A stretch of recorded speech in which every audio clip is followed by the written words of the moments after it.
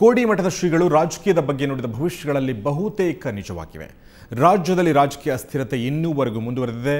ಇದು 2020ರವರೆಗೆ ಹಾಗೆ ಇರಲಿದೆ ಅನ್ನೋದು ಅವರ ಭವಿಷ್ಯವಾಣಿ. ಹಾಗಾದರೆ ಕೋಡಿ ಮಠದ ಶ್ರೀಗಳು ನುಡಿದಿದ್ದ ಇನ್ನಿತರ ಭವಿಷ್ಯವಾಣಿಗಳು ಏನಾದವು? ಇದಕ್ಕೆ ಉತ್ತರ ಇಲ್ಲಿದೆ.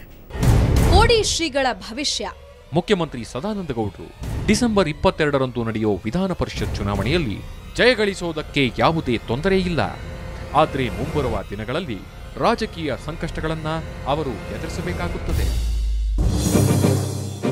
ಹೌದು, ಡಿವಿಎಸ್ ಅಂದು ವಿಜಯಿಯಾದ್ರು. ಮುಖ್ಯಮಂತ್ರಿಯಾಗಿ ಒಳ್ಳೆಯ ಕೆಲಸ ಮಾಡ್ತಾರೆ ಅಂತ ಎಲ್ಲರೂ ಅಂದುಕೊಂಡಿದ್ರು. ಆದ್ರೆ ಆಗಿದ್ದೇ ಬೇರೆ. ಡಿವಿಎಸ್ ವಿರುದ್ಧ ಯಡಿಯೂರಪ್ಪ ಗುಡುಗಿದ್ರು. ತಮ್ಮ ಬೆಂಬಲಿಗ ಶಾಸಕರನ್ನ ಕಟ್ಕೊಂಡು ರೆಸಾರ್ಟ್ ರಾಜಕೀಯ ಮಾಡಿದ್ರು. ಮುಂದೆ ಜುಲೈ 11, 2012ರಂದು ಮುಖ್ಯಮಂತ್ರಿ ಹುದ್ದೆಗೆ ಡಿವಿಎಸ್ ರಾಜೀನಾಮೆ ನೀಡಬೇಕಾಯಿತು. ಸದಾನಂದ ಗೌಡರು ಉತ್ತಮ ರಾಜಕಾರಣಿ, ಅವರ ಒಳ್ಳೆಯತನವೇ ಅವರಿಗೆ ಉನ್ನತ ಸ್ಥಾನ ದೊರಕಿಸಿಕೊಟ್ಟಿತ್ತು. ಆದ್ರೆ ಆ ಒಳ್ಳೆಯತನ ಅವರಿಗೆ ಮುಳುವಾಯಿತು. ಆಗ ಜಗದೀಶ್ ಶೆಟ್ಟರ್ ಸಿಎಂ ಕುರ್ಚಿಯ ಮೇಲೆ ಆಸೀನರಾದರು. ಇಷ್ಟಾದ್ರೂ ಬಿಜೆಪಿಯಲ್ಲಿರೋ ಭಿನ್ನಮತ ಇಂದಿಗೂ ಹಾಗೇ ಇದೆ. ಯಾವಾಗ ಸರ್ಕಾರ ಪತನವಾಗುತ್ತೋ ಏನೋ. ಕೋಡಿ ಶ್ರೀಗಳ ಭವಿಷ್ಯ. ಯಡಿಯೂರಪ್ಪನಿಗೆ ಮುಂದಿನ 6 ವರ್ಷಗಳ ಕಾಲ ಸಿಎಂ ಆಗುವ ಯೋಗವಿಲ್ಲ. ಬಿಜೆಪಿಯಲ್ಲಿ ಒಳಜಗಳಗಳು ನಿರಂತರವಾಗಿ ನಡೀತಾ ಇದ್ದು, ಮುಂದಿನ ಚುನಾವಣೆ ಬರುವುದರೊಳಗೆ ಬಿಜೆಪಿ 3 ಭಾಗವಾಗುತ್ತದೆ. ಮಾರ್ಚ್ 7, 2012ರಂದು ಮಂಗಳೂರಿನಲ್ಲಿ ಕೋಡಿ ಶ್ರೀಗಳು ನುಡಿದ ಭವಿಷ್ಯವಿದು. ಅವರು ನುಡಿದಂತೆ ಬಿಜೆಪಿ ಈಗಲೇ ಮನೆಯೊಂದು 3 ಬಾಗಿಲು ಅನ್ನೋ ಹಾಗೆ ಆಗಿದೆ. ಬಿಎಸ್ವೈ ನೇತೃತ್ವದಲ್ಲಿ ಕೆಲ ಶಾಸಕರು ಕೆಜೆಪಿ ಸೇರಿದರೆ ಮತ್ತೆ ಕೆಲವರು ಶ್ರೀರಾಮುಲು ಅವರ ಬಿಎಸ್ಆರ್ ಕಾಂಗ್ರೆಸ್ಗೆ ಜೈ ಅಂದಿದ್ದಾರೆ. 3 ಪಕ್ಷಗಳಾಗಿರೋ ರಾಜ್ಯದ ಜನರಿಗೂ ಸ್ಪಷ್ಟವಾಗಿ ಗೋಚರಿಸ್ತಾ ಇದೆ. ಒಂದು ಹೇಳ್ತೀನಿ,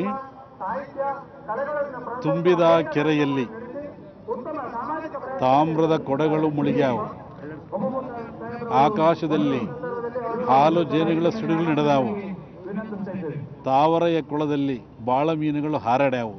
ಇದೇ ವರ್ಷ ಸಂವತ್ಸರ. ಒಂದು ಹೇಳ್ತೀನಿ,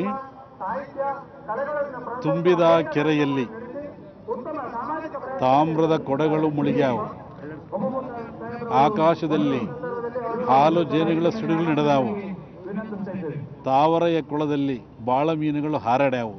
ಇದೇ ವರ್ಷ ಸಂವತ್ಸರ. ತುಂಬಿದ ಕೆರೆಯಲ್ಲಿ ತಾಮ್ರದ ಕೊಡೆಗಳು ಮುಳುಗ್ಯಾವು, ತಾವರೆ ಕೊಳದಲ್ಲಿ ಮೀನುಗಳು ಹಾರ್ಯಾಡ್ಯಾವು ಅಂತ 2010ರ ಕೊನೆಯಲ್ಲಿ ಈ ಭವಿಷ್ಯವಾಣಿಯನ್ನ ಶ್ರೀಗಳು ನುಡಿದಿದ್ರು. ಸಾರ್ವಜನಿಕ ಸಭೆಯಲ್ಲಿ ಒಗಟಿನ ಮಾದರಿಯಲ್ಲಿ ಹೇಳಿದಾಗ ಅದೇನು ಗಂಭೀರ ಅಂತ ಯಾರಿಗೂ ಅನ್ನಿಸ್ಲಿಲ್ಲ. ನಿಧಾನವಾಗಿ ಒಗಟಿನ ತಾತ್ಪರ್ಯ ಅರ್ಥವಾಯಿತು. 2011ರ ಆರಂಭದಲ್ಲಿಯೇ ಶಬರಿಮಲೆಯಲ್ಲಿ ಕಾಲ್ತುಳಿತದಿಂದಾಗಿ 100 ಭಕ್ತರು ಮೃತಪಟ್ಟರು. ಕರ್ನಾಟಕದಲ್ಲಿ ರಾಜಕೀಯ ಸಂಕಟದ ಪರ್ವ ಆರಂಭವಾಯಿತು.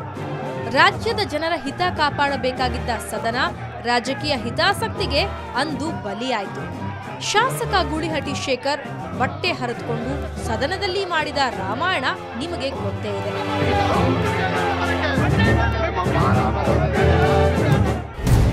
ಕೋಡಿ ಶ್ರೀಗಳ ಭವಿಷ್ಯ.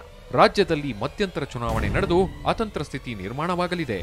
ಯಾವ ಪಕ್ಷಕ್ಕೂ ಸ್ಪಷ್ಟ ಬಹುಮತ ಸಿಗೋದಿಲ್ಲ. ಕೊನೆಗೆ ಸಮ್ಮಿಶ್ರ ಸರ್ಕಾರ ರಚನೆಯಾಗುತ್ತೆ.